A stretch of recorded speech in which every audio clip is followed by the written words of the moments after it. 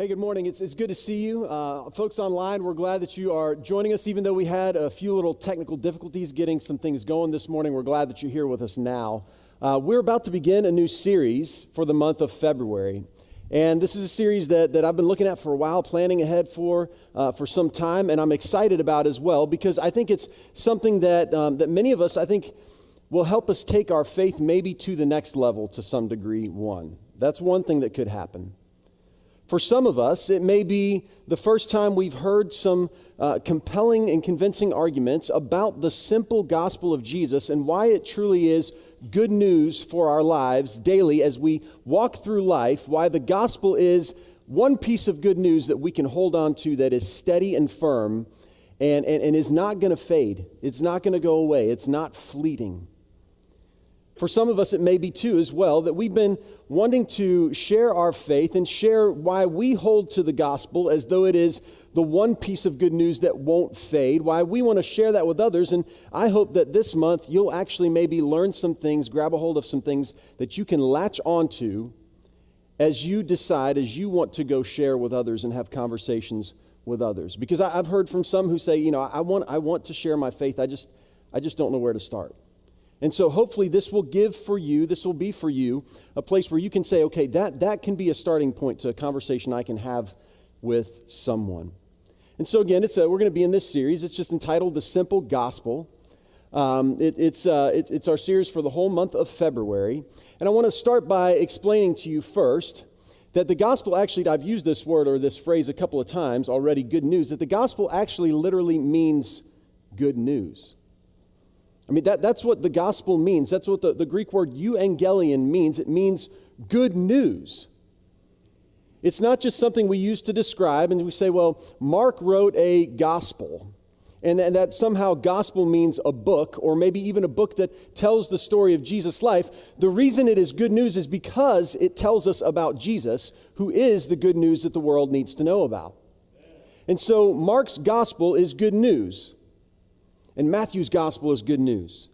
John's gospel, Luke's gospel, they are good news for us because they contain the story of Jesus and why Jesus, when he came to earth, stepped into a place where bad news was what reigned, and he brought good news onto the scene.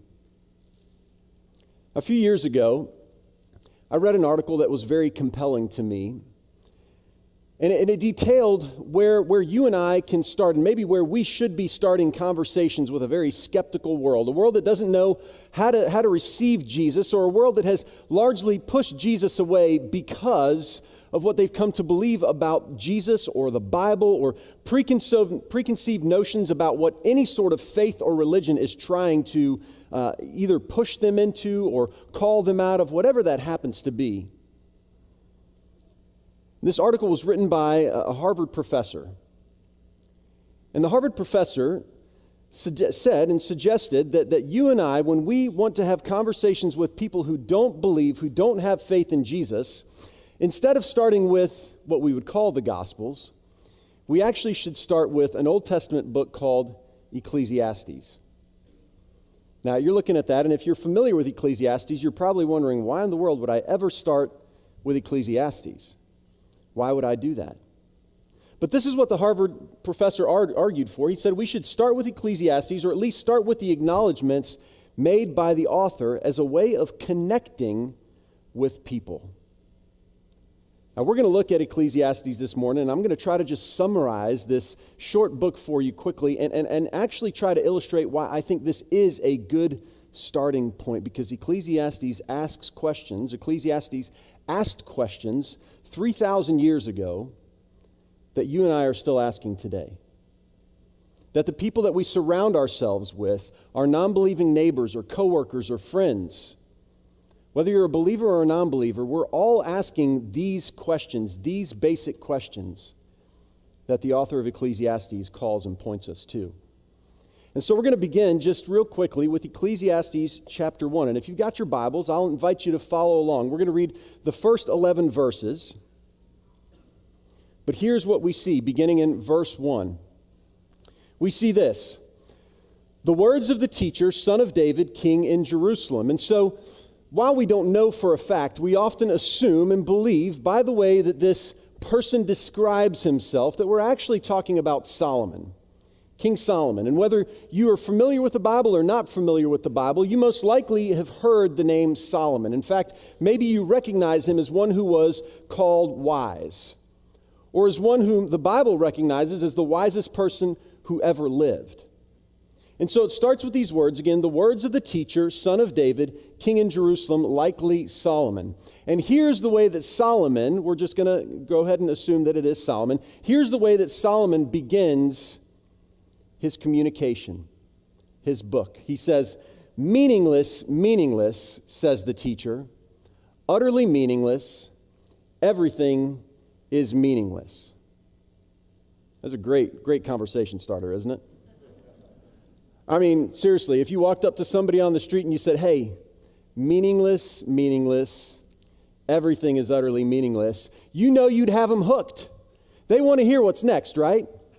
Well, maybe that's not the way to start, but at least the idea that this is conveying does at some very real level connect with people. Now, before we move on, and I will read the next 10 verses for you in just the next several minutes, I want to reconnect with just a few things here so that you understand what is actually happening and what is actually being said.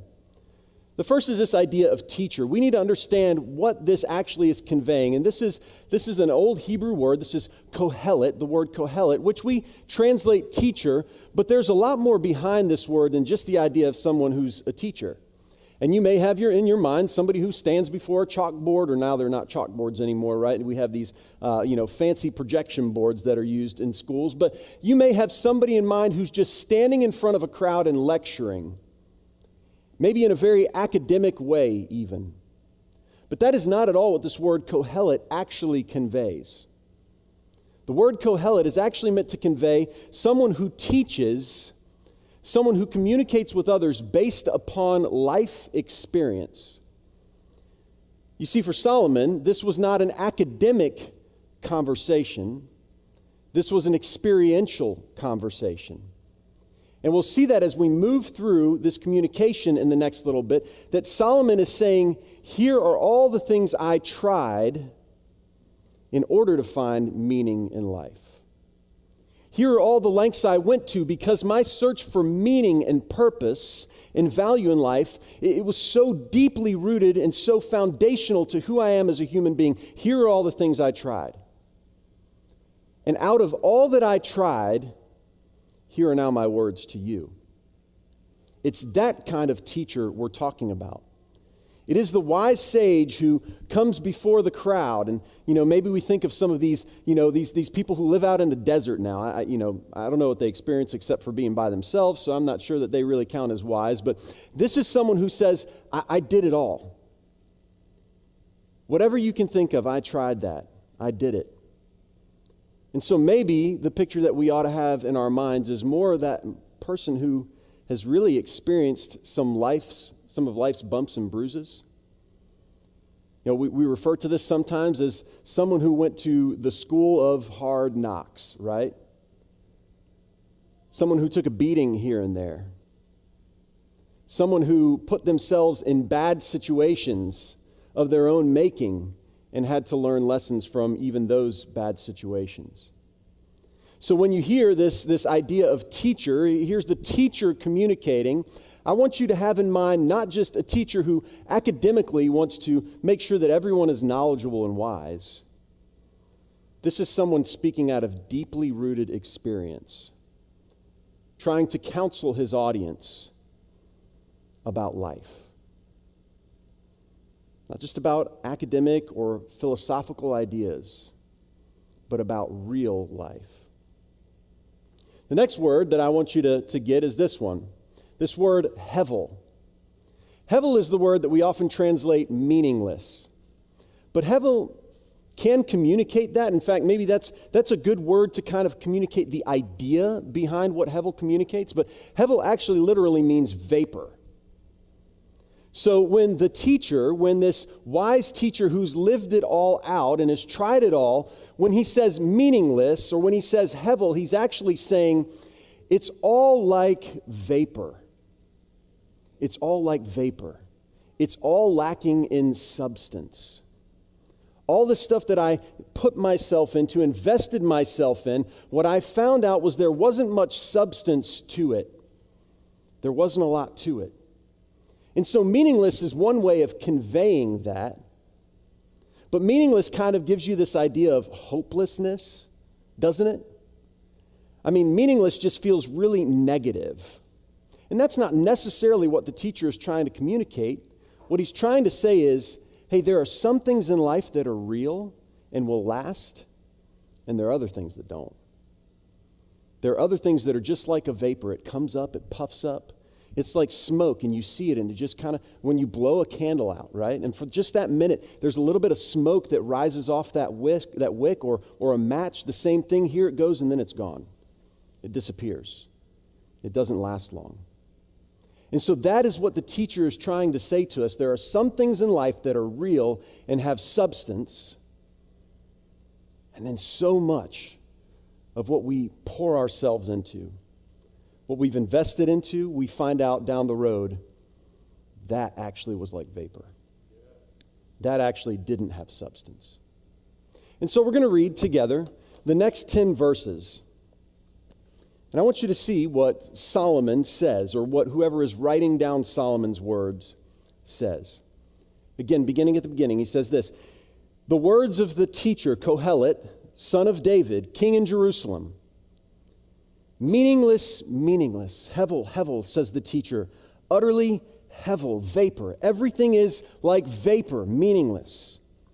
What do people gain from all of their labors at which they toil under the sun? It's a question. We're meant to stop and think about it. Generations come and generations go, but the earth remains forever. The sun rises and the sun sets and hurries back to where it rises.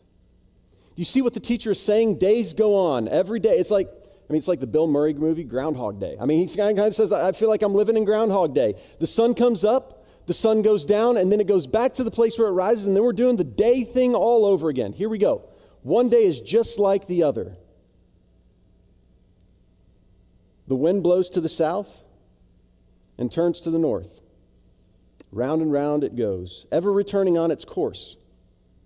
All streams flow into the sea, yet the sea is never full. So here the teacher says, even observing nature, I'm watching these streams, these rivers flow into the sea, but the level of the sea seems to stay the same. So what's happening here? There's some kind of cycle. It's cyclical. It's circular. Life is like that, he says. It just goes on and on. All things, he says, are wearisome, more than one can say. The eye never has enough of seeing, nor has the ear its fill of hearing. What has been will be again. What has been done will be done again. There is nothing new under the sun. Is there anything of which one can say, look, this is something new? It was here already long ago. It was here before our time. No one remembers the former generations. And even those yet to come will not be remembered by those who follow them. Now those are pretty heavy words, are they not? I mean, those are heavy words. In fact, one preacher, I think, said it very well when he said that the reality is Ecclesiastes must have been written on a Monday. I mean, it was written by someone on a Monday. They sat down and they said, good grief, this is what life is about. We're doing this thing over again. Work week starts. Here it is again. All of this all over again. But again, remember, the teacher's not necessarily looking to be negative. The teacher is trying to point us to what's real and has substance, and what doesn't have substance or is fleeting, is here one day and gone the next. And really what the teacher is trying to do is to get us to think. And without directly asking the question, is saying, what do you want to pour your life into? I mean, what do you really want to invest yourself in?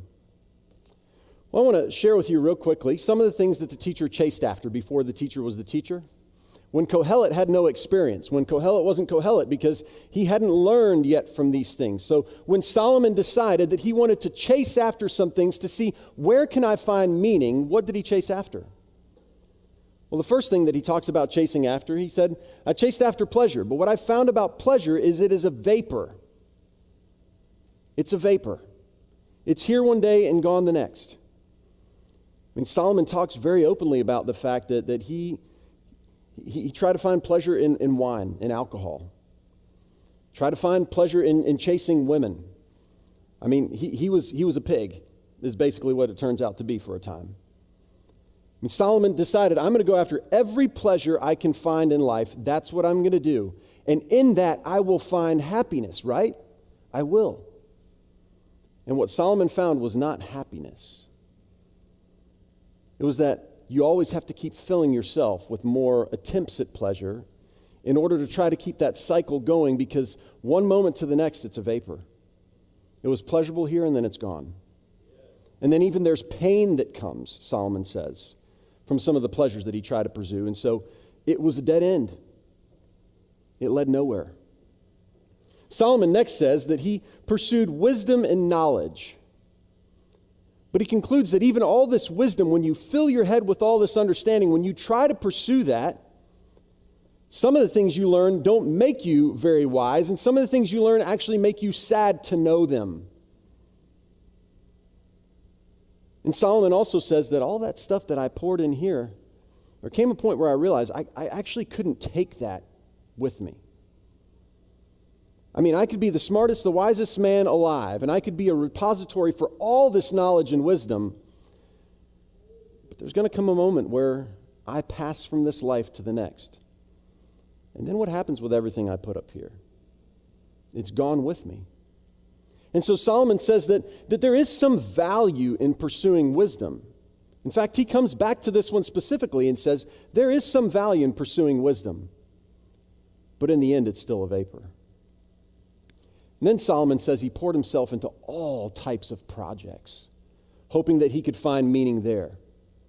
Maybe if I build something really big, I'll leave my imprint upon this world. It's kind of like those guys who way back in Genesis decided to build this really tall tower, thinking that they would make their mark on this world. We call that the Tower of Babel because that's what happened at the end of this thing. God confused their languages and they were babbling everywhere. That's where we get the name. And so they thought for a second, you know what we're going to do, how we're going to leave our mark on this earth is by building something that we think will last. Nobody has any clue where the Tower of Babel is at this point in time. That's how long it lasted. And the seven wonders of the world, the ancient world, where are those? I mean, all these things that people pour themselves into thinking, boy, if I build something big, if I build a legacy for myself, that will last. And we say that sometimes. The only thing that's going to last when you're gone is your legacy. Except Solomon says, how long does that actually last? I mean, we only get halfway through chapter 1 and says, Solomon says, what's going to happen is, this generation right now, that is living right now, will be forgotten a couple of generations down the road. And people's names, even in our generation, may stay in history books for a time, but we don't really know those people. How much do we know about them, and how much of that really lasts? And so he would say that all those accomplishments even are vapor. They're here one day and they're gone the next. And then the last thing Solomon hits on is he says this, the riches. So I decided what I was going to do instead. I was going to work, and yes, but I was going to make sure that all my work was profitable. Instead of trying to build something that would last and pouring all of my money into that, I decided that I would pursue some other things. And I would, yes, work, and I would look for success, but I'm going to look for the kind of success that's going to bring me riches. And we know historically about Solomon that he was wildly wealthy. And he had deep relationships with other emperors and other empires in the world. Solomon was incredibly wealthy.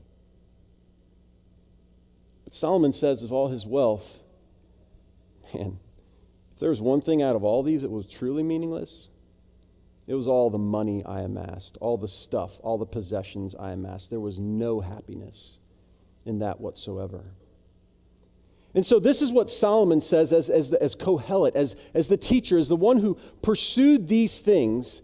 He says, look, if you're trying to find meaning in life in pleasure, it's going to leave. It's going to depart. It is not going to be there forever. If you're trying to find meaning in life in becoming the most educated person or even gathering wisdom to yourself, well, there is some value in that, but I'm telling you, even that will fade, Solomon says. And right now, if you're chasing after the next advancement at work or the next way that you can determine within yourself, or maybe that your peers will look at you and say, you're wildly successful, Solomon says that's not going to last. And right now, if you're just chasing the next thing that you can buy with your money, if you think that that new car or that bigger house or whatever it is that you can pour yourself into, if you think that that's going to bring you meaning and value in life, Solomon says out of all these things, you're going to be wildly disappointed. I just want you to listen real quickly to what I'm going to show you a couple of quotes from some folks that I'm pretty sure they're not Christians. I don't think they've followed Jesus, but somehow they've discovered what Solomon said, and they're going to be people that you know quite well, I would imagine. The first one is a guy who was known as probably the funniest guy alive when I was in high school.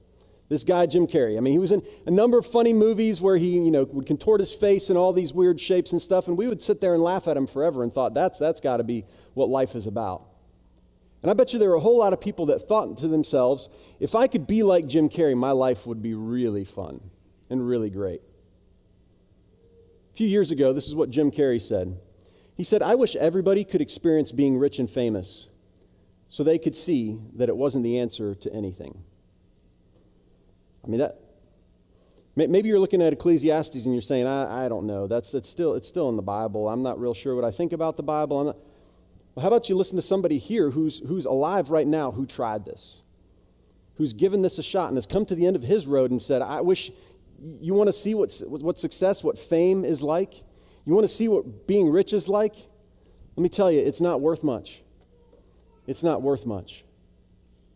Because when we chase all these things, we find out that they're not the answer to anything. Or how about this guy that many of us are going to be watching this evening? And this was a number of years ago after Brady had won his third Super Bowl, and now he's got 6 and he's going for 7, right? I mean, this guy's a big deal. How many people have watched Tom Brady play on Sundays for the last however many years this guy's been in the league, 20 plus now, right? And thought, man, if I could just be like that would be what life was about. Here's what Tom Brady said after winning the first 3 Super Bowls. He says, why do I have 3 Super Bowl rings and still think there's something greater out there for me? I don't know, Tom, because there is. Because there is. There's something much bigger than being successful and winning Super Bowls. There's something much more full of substance, much more substantial than riches and wisdom or power or fame or success or any of those things that we could say that's where I'm going to find meaning in life in. In fact, the reality is there's only one thing that will find meaning and value and purpose in this life and for the next. Which is why Christian author Kevin Halloran says this about the book of Ecclesiastes. He says, this world is desperate for answers to life's fundamental questions. That means they are at the bottom of the well. When we go digging and we try to find what's down there, what am I going to find when I finally hit bedrock? It's these questions right here. What is life about? Sometimes, why does life just feel unjust or unfair? I mean, Solomon talks about that pointedly. In fact, so much so that one atheist remarked, this is the one book in the Bible I can get with and I can understand and I like. Because I look around and at least he's being honest with life. It's unjust, it's unfair, it just doesn't seem like it leads to anything. Why does work have to be so toilsome? How can I be happy when the world seems pointless? Well, there is an answer at the end of the book of Ecclesiastes, I think, to some of these difficult questions. And maybe people don't want to start by acknowledging this, but we do have these questions. Maybe just because we have these questions, we don't automatically jump to the answer that Solomon discovers. But the questions are definitely a place to start. And especially as we think about the simple gospel, the simple good news, it's hard to put the good news into perspective until we're honest about the bad news, isn't it? I mean, until we look around at this life and we come to this place when we're asking these questions, what is life about? Why is it so unjust? Why do I feel like I'm always, whatever your question is? Until you've experienced the bad news, the good news may not mean much to you. But the reality is most of us have asked these hard questions at some point in time. Sometimes we decided, these hard questions are so hard, it's just better to ignore them. I'll just ignore them. But you and I, especially when we're trying to have conversations with someone about the good news, maybe a place to start is to be honest about this life. Here's what Solomon says is the answer to some of these questions. He says, now all has been heard. He says, listen, you've heard everything I've got to share. I've talked to you about these things that are meaningless and why they're meaningless and how I found out they were meaningless and how I was so disappointed. And I'm trying to spare you that disappointment. I'm trying to show you the right path, says Solomon. He says, all has been heard. Here is the conclusion of the matter. Solomon says, fear God and keep his commandments, for this is the duty of all mankind. I think in one way what Solomon is saying is this, that everything in life, even the pursuits in which we hope to find meaning, everything in life is meaningless without God. But there's a reality that some of the things that we pursue, actually, they find their meaning because we have meaning in God. When I look around, why do I work? Why do I pour myself into my work? Because even in there, I can do everything as if I was working for God and not for men. I mean, even there, I find value because it's a way of honoring and glorifying God. Everything in life can find meaning with God. Without him, it's meaningless. It's a vapor. Here's why I want to leave you this week. To those who are searching for substance in life, the gospel is truly good news. And that is where we're going to be channeling and funneling all our thinking by next week. As we start to move to looking at the gospel, the good news, the reality is we're asking these questions in life. We're asking these questions. People are searching. They're wondering. And life can be pretty depressing when you ask those questions and you don't have any good answer.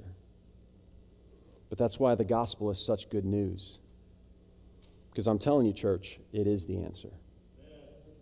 And so here's what I want to say to you. First, if you're with us this morning and you're searching for substance in life and you're saying, I haven't found it. I haven't found it. If you're like Bono and you're saying, I looked at all these places and I still haven't found what I'm looking for or searching for, I'd love to have a conversation with you about that. I'd love to talk to you about the place in life where I'm telling you, if you put your roots down, you will find substance. I'd love to have that conversation with you. I also want to invite you to continue to check in on this series. Because I think as you do, you will discover that there is truly good news in life. There truly is good news in life. And as it relates to Jesus, it's simple. It doesn't mean it's easy, but it's simple and it's beautiful and it's powerful. And it's the kind of good news that will bring meaning into every aspect of life. Let's pray. God, I just pray this morning for maybe someone who's watching online or someone who's in this room and really has felt like life is meaningless, purposeless, just a vapor. And Father, maybe I really do believe that this time of pandemic has exposed that and maybe I think brought some of that to the surface for a lot of people who are living life in this day and age. Feeling like, what is the purpose of this? What is the meaning of this? This just all seems so fleeting. Time's unfair. Father, I pray for that person this morning that they will choose to step out onto this journey of finding substance in you, meaning in you, purpose in you, value in you. Father, I pray as well for all of us as we've said, yes, we want to talk to people about Jesus. We want to share the good news with people. Maybe as we look around and as we're honest with ourselves about some of life's difficult questions, we'll see that as a starting point with those friends, that family member, that neighbor, who's struggling with the same questions, the same fundamental questions. And that, Father, we'll be so convicted in our hearts that we know the answer. We know, Jesus, you are the answer. It'll be almost impossible for us to keep that to ourselves. We thank you for your very simple but profound good news. For the fact that we find that we're loved in that. We find meaning for our own lives in that. So over the next 3 weeks, I pray, God, that you would lead us and guide us, that we would be reassured in the knowledge of you and the relationship we have with you. This I ask in Jesus' name. And the church said, amen.